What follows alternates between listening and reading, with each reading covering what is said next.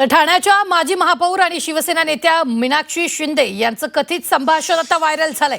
या कथित ऑडिओ क्लिपमध्ये मीनाक्षी शिंदे शिवीगाळ करतानाचं संभाषण आहे, तर ही ऑडिओ क्लिप मॉफ असल्याचं मीनाक्षी शिंदेंनी सांगितलंय। दरम्यान झी24 तास या ऑडिओ क्लिपची पुष्टी करत नाहीये।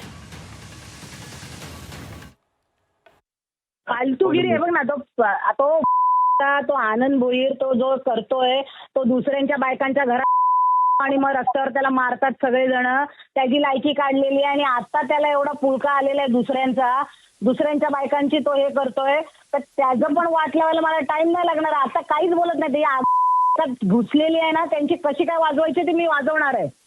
असं केलं ते लोकांनी की त्यांच्या बायका पळून गेल्यात किंवा त्यांच्या बायकांबरोबर कोण म्हणून नाही, मी भेटतो, मी अण्णाला पण सांगितलं, कारण की आलिशा पण बोलली ना पांडे तेवढी चरबी का आली, तो काय उडतोय, त्याला विचारायचं त्याच्या घरी येतोय का भूषण म्हणून।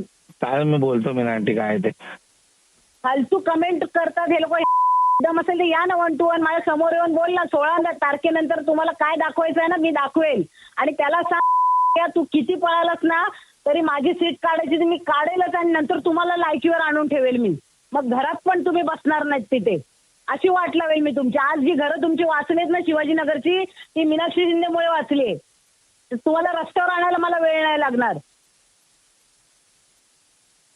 बऱ्याच वेळा मी बघितलेलं आहे की बरेचसे फेक अकाउंट तयार केले जातात आणि त्याच्यावरती नको ते कमेंट केले जातात। मी तुम्हाला सांगितलेलं की विचारांची लढाई असावी, पण वैयक्तिक टीका मला असं वाटतं की मी माझ्या आयुष्यात कोणावर केली नाही। गेली 18 वर्ष मी या राजकारणात आहे, पण कोणीही सांगावं की मीनाक्षी शिंदेने कोणाला कधी गाण्याची कमेंट केली म्हणून।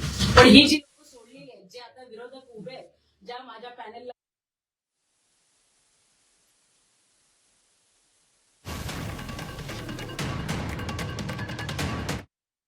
बाबतीत बऱ्याच वेळा मी बघितलेलं आहे की बरेचसे फेक अकाउंट तयार केले जातात आणि त्याच्यावरती नको ते कमेंट केले जातात। मी तुम्हाला सांगितलेलं की विचारांची लढाई असावी, पण वैयक्तिक टीका मला असं वाटतं की मी माझ्या आयुष्यात कोणावर केली नाही। गेली 18 वर्ष मी या राजकारणात आहे, पण कोणीही सांगावं की मीनाक्षी शिंदेने कोणाला कधी गाण्याची कमेंट केली म्हणून।